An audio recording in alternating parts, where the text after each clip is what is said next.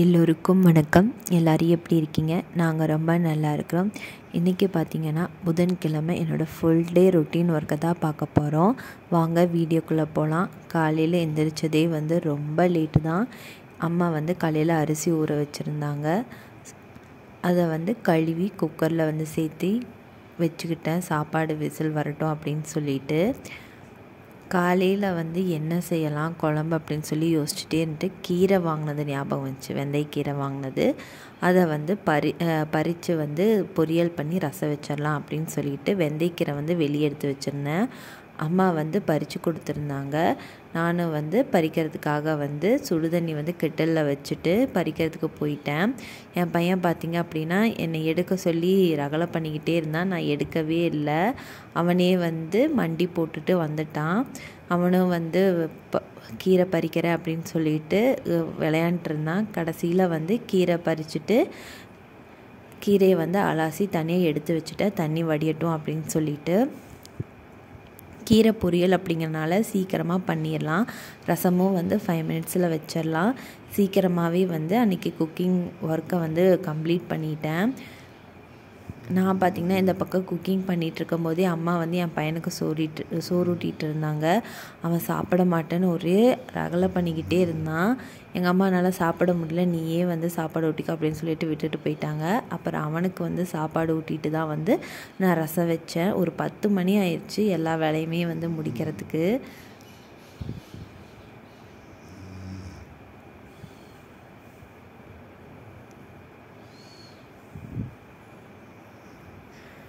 பையனை கீழே விளையாடுறதுக்கு விட்டுருந்தேன். அவன் பார்த்திங்கன்னா பிளாஸ்டிக் டப்பா எல்லாத்தையுமே கீழே போட்டு வச்சுருந்தான். அதையெல்லாம் எடுத்து போட்டுட்டு வீட்டை கூட்டி விட்டுட்டு தான் சாப்பிட உட்காந்தேன்.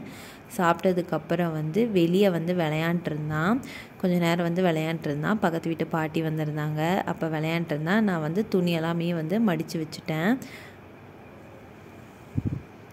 துணி கொஞ்சம் நிறையா இருந்துச்சு. அதனால் மடிக்கிறதுக்கே ஒரு 1/2 hour கிட்ட ஆயிடுச்சு. மடித்து வச்சதும் என் பையன் அழுதுகிட்டு இருந்தான். அவனுக்கு ஃபீட் பண்ணி தூங்க வச்சுட்டேன். அடுத்த நாள் பார்த்திங்கன்னா தைப்பூசம் எங்களுக்கு ஒரு முக்கியமான டே அப்படிங்கிறனால வீட்டெல்லாம் க்ளீன் பண்ண வேண்டிய ஒர்க் இருந்துச்சு. அதனால் அவன் ஒரு 2 hours நல்லா தூங்குவான். அதுக்குள்ளே வீட்டை க்ளீன் பண்ணிடலாம் அப்படின்னு சொல்லிட்டு அந்த வேலையை பார்த்துட்டு இருந்தேன். ஸ்டவ் ரொம்பவே க்ளீனிங் டர்ட்டியாக இருந்துச்சு. அதை ஃபுல்லாமே தண்ணி ஊற்றி நல்லா க்ளீன் பண்ணிட்டேன். எல்லாருக்குமே கடகடன்னு தான் பார்த்துட்டு இருந்தேன். ஏன்னா அவனை 12:30 மணிக்கு தான் தூங்க வச்சேன். எல்லாம் கிச்சன் கவுண்டர் டாப்பெல்லாம் க்ளீன் பண்ணிவிட்டு வீட்டை பெருக்கி விட்டுட்டேன். 2 வீட்டையுமே ஃபுல்லாக பெருக்கி விட்டேன். பெருக்கிட்டு நல்ல பசி வேறு. ஒரு 2 மணிக்கு மேலே ஆயிடுச்சு சாப்பிட்றதுக்கு. பசி வேறு. அம்மா மீன் ரோஸ்ட்டு போட்டு கொடுத்தாங்க. ஒரு 1/2 hour நல்லா காலை நீட்டி உட்காந்து சாப்பிட்டு அதுக்கப்புறம் கை கழுவ போகலாம் அப்படின்னு போகும்போது என் பையன் கரெக்டாக எழுந்திரிச்சிட்டான். அவனுக்கும் ஃபீட் பண்ணிவிட்டு கொஞ்ச நேரம் அவன் கூட விளையாண்டுட்டு குளிக்க வச்சுருந்தேன். குளிக்க வச்சதுக்கப்புறம் அவனுக்கு வாழைப்பழம் போட்டு சாப்பாடு ஊட்டி விட்டதுக்கப்புறம் விளையாண்டுருந்தான். என் பையனை அம்மாவும் அப்பாவும் நெசிட்டு இருந்தாங்க. அந்த பக்கம் விட்டுட்டு நான் இந்த பக்கம் வீட்டுக்கு மாப்பு போட்டுட்ருந்தேன். பார்த்திங்கன்னா தண்ணி அப்படிங்கிறனால அந்த சைடு இந்த சைடுக்கு தவழ்ந்துட்டே தண்ணியில் விளையாண்டுருந்தான். அவனை அந்த சைடு விடுறது, இந்த பக்கம் மாப்பு போடுறது அப்படின்னு சொல்லிட்டு வேலையை பார்த்துக்கிட்டு இருந்தேன். வெளியே மாப்பு போடும்போது பக்கத்திலே தான் வச்சுருந்தேன். நான் மாப்பு போடுறத பார்த்துட்டு அவனும் மாப்பு போடுறேன் அப்படின்னு சொல்லிட்டு வந்தான். அவனை வச்சுட்டே ஸ்டெப்புக்கெல்லாமே மாப்பு போட்டு விட்டுட்டேன்.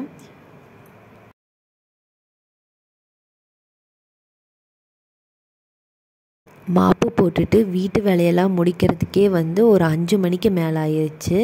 இதுக்கு மேலே போய் குளிக்கலாம் அப்படின்னு சொல்லிட்டு தலைக்கு எண்ணெய் வச்சிட்ருந்தேன். தலைக்கு எண்ணெய் வச்சு 2 நாள் ஆச்சு அப்படின்னு சொல்லிட்டு எண்ணெய் வச்சுக்கிட்டு இருந்தேன். அவன் வெளியே விளையாண்டுருந்தான். அவனை பார்த்துட்டே தான் எண்ணெய் வச்சுக்கிட்டு இருந்தேன். தலைக்கு வைக்கிற எண்ணெய் பார்த்திங்கன்னா நானே தேங்காய் எண்ணெயில் ஒரு இலையை அரைச்சி காய வச்சு அரைச்சி போட்டு காய்ச்சி தான் அந்த எண்ணெயை தடவுறேன். இது எதுக்கு அப்படின்னா தலைவலி வராமல் இருக்கிறதுக்காக இந்த எண்ணெயை தடவிக்கிட்டு இருக்கிறேன். குளிச்சுட்டு வந்ததுக்கப்புறம் ஒரு 6 மணிக்கு சாமிக்கு தீபம் போட்டேன். தீபம் போட்டதும் பாலையும் காய்ச்சி வச்சுட்டேன்.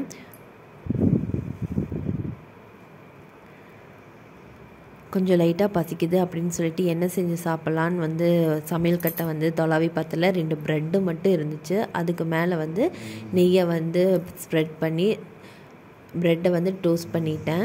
கொஞ்சம் நேரம் வந்து உட்காந்து சாப்பிட்டு இருந்தேன். என் பையன் வந்து பக்கத்து வீட்டுக்கு போயிருந்தான். அங்கே வந்து கோழியும் புறாவும் இருக்குது. அதனால் வந்து ஈவினிங் ஒரு 6 மணிக்கு மேலே போய் ஒரு 1/2 hour இருந்துட்டு வருவான். நைட்டு வந்து எங்கள் வீட்டுக்காரும் என்னோடய தம்பியும் வந்து வீட்டுக்கு வராங்க. ஸோ அதனால் வந்து அவங்களுக்கும் சேர்த்தி தான் வந்து நைட்டு டின்னர் பண்ணணும் அப்படின்னு சொல்லிட்டு சப்பாத்தியும் தக்காளி தொக்கும் பண்ணலாம் அப்படின்னு சொல்லிட்டு தான் வந்து அம்மா கோதுமை மாவு வாங்கிட்டு வந்திருந்தாங்க.